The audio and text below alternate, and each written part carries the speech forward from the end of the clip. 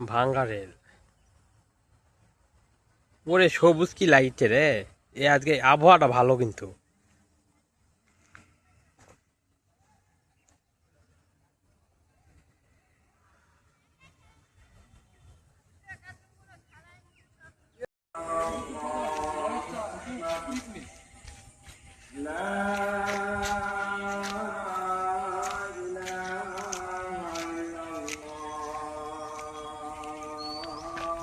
আগে অনেক ইয়া ছিল না পাঁচটা বড় কি রেল চাকা ছিল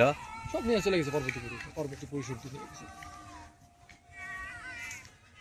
এই মুহূর্তে আপনারা দেখছেন সান্তাহার সবচাইতে বড়